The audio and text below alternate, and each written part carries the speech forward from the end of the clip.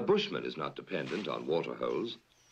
His forebears have had thousands of years to adapt to the Kalahari, so he needs very little liquid, and he knows where to find it. An insignificant-looking dry twig tells him where to dig.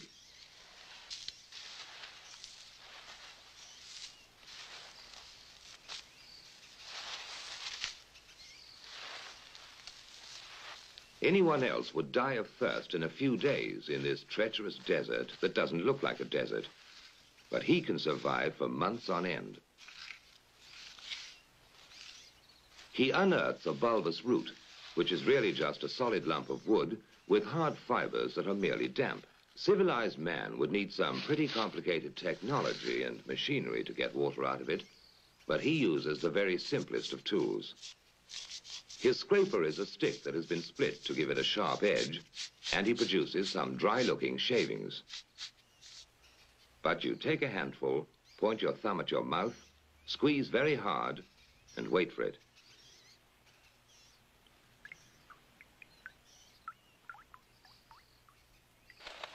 The baboons always have a secret supply of water, and they're not going to tell anybody where it is. And when a Makhalahari ventures into the deep Kalahari on a hunting trip, he has to find water, because unlike the bushman, he doesn't know how to make liquid from a root. But he has his own way of finding out where the water is.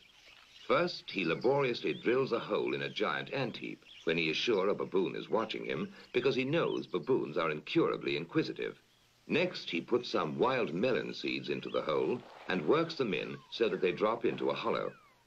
Then he saunters off, knowing the baboon is burning with curiosity. The baboon doesn't trust that human being at all, so he plays it cool. But he's dying to know what gives in that confounded hole. Finally, Mr. Inquisitive can't take it any longer. He's got to know what's in there. He reaches in, grabs a fistful, and now his hand's too big to come out. If he had the sense to drop the seed, he could free his hand.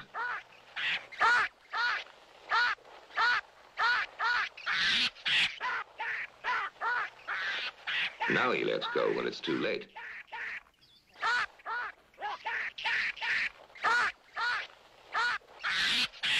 So that was a smart enough way to catch a baboon, but he still has to make him talk.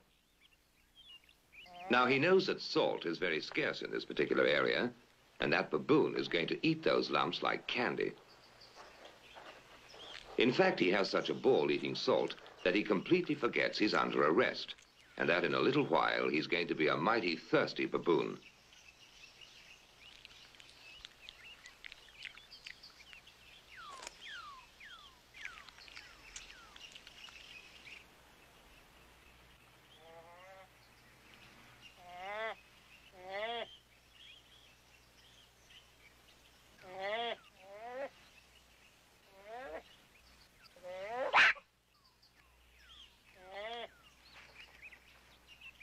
Next morning, the Makhalahari goes to have a closer look to see whether his prisoner is ready to talk.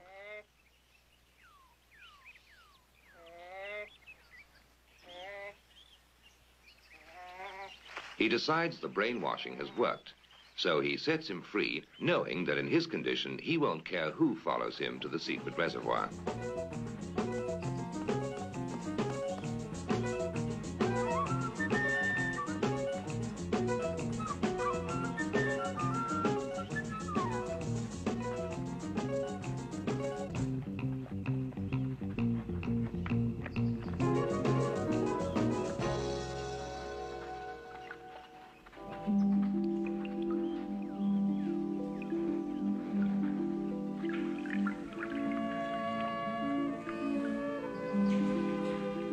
The Makhalahari has no eyes for the beauty of the setting.